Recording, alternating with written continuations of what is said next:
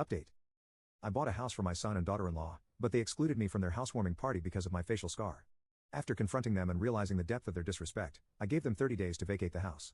Despite their pleas and threats, I stood firm and took back control of my life. Part 2. Thanks for the overwhelming response. I didn't expect it to blow up. I mean, who would want to read a sob story of an old woman?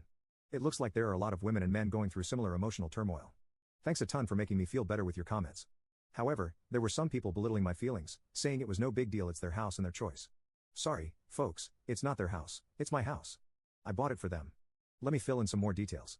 I guess I should have added it in my first post, didn't know how much some people like to dig. Also, some people picked on me for using Susan as my daughter-in-law's name. Well, I used a fake name. My son's name is also not Mark. I have the right to protect my identity, don't I?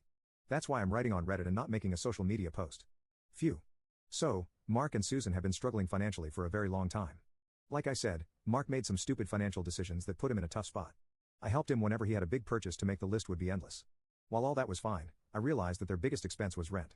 They were living in a tiny, cramped apartment in the city with their 2 kids, barely making ends meet. Mark was working 2 jobs just to keep food on the table, and Susan was doing what she could to contribute, but it was clear they were drowning. My husband's inheritance was sitting in the bank untouched.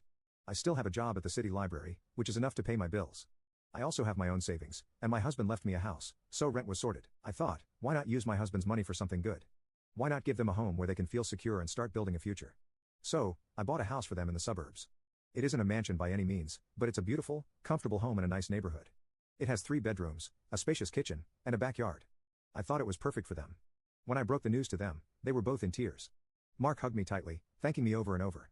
Susan, on the other hand, was a bit more restrained in her gratitude. She smiled and said the right words, but there was something in her eyes that made me feel uneasy. Still, I brushed it off. I don't need her validation, do I? The house needed a renovation.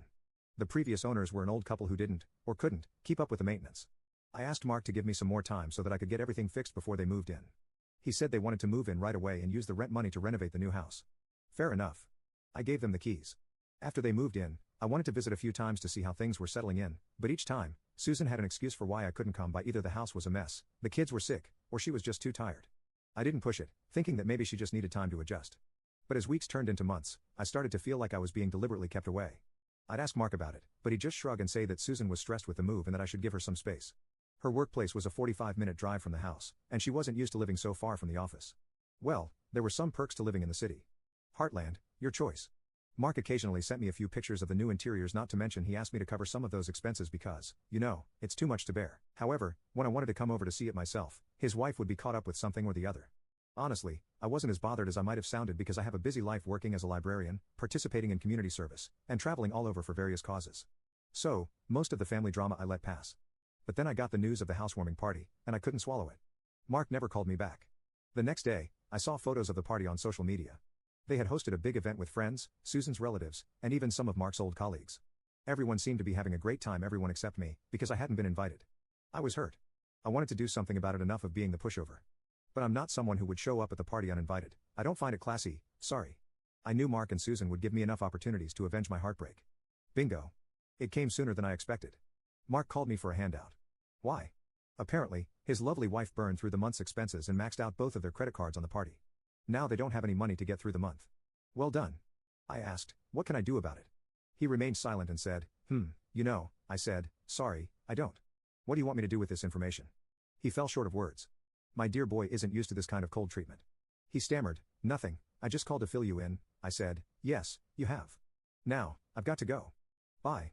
The next day, he texted me, Mom, I know you're mad at us for not inviting you to the party.